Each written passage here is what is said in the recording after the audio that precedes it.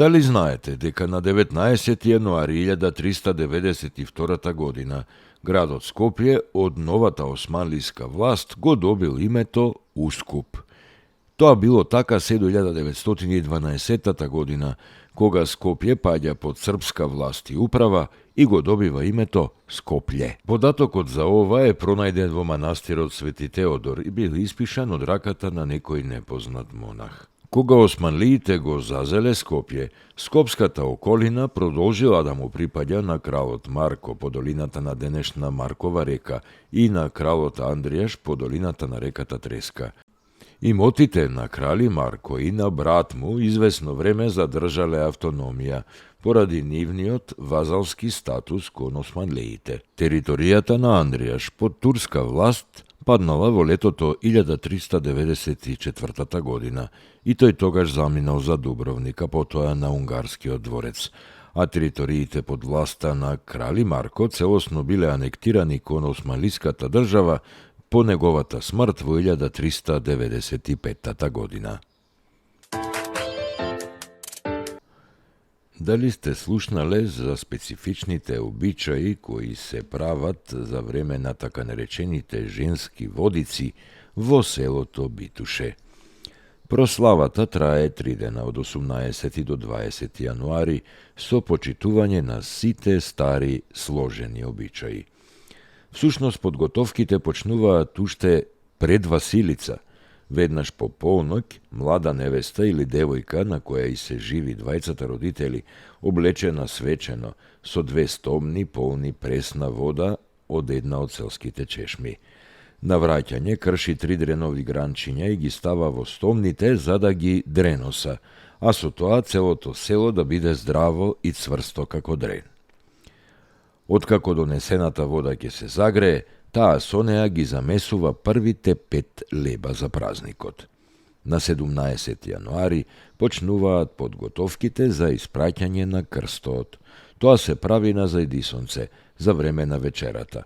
Жените на кумовите во спротивните ќошиња од одајата сукаат една врвца со бел и црвен конец.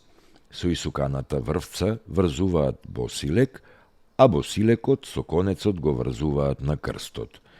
Тој на бела крпа се поставува на чело на масата.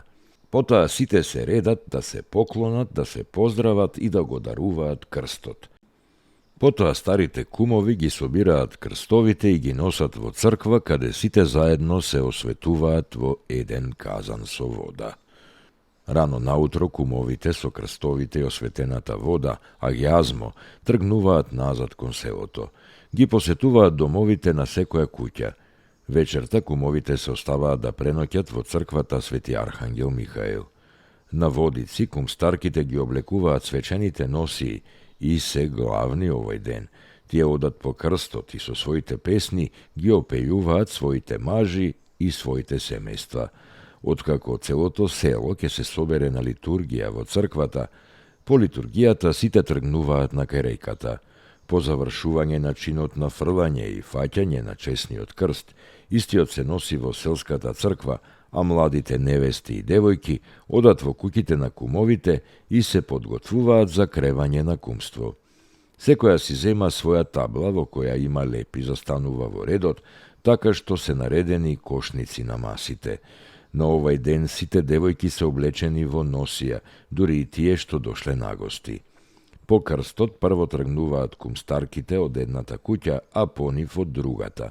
Колоната од еден ред ја предводи домакинката со табла на глава, а по неа се редат и другите кумстарки, исто така со кошниците со леп на глава, построени според возраста и сродството.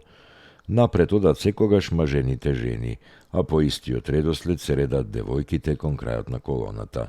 Тие одат по строго определена патека од домот до црквата, каде кумстарките пеат песни за Свети Јован. Потоа формираат Јованово оро и низ игра пеат. Тие вртат онолку круга оро околу црквата, колку што имаат машки глави во куќите.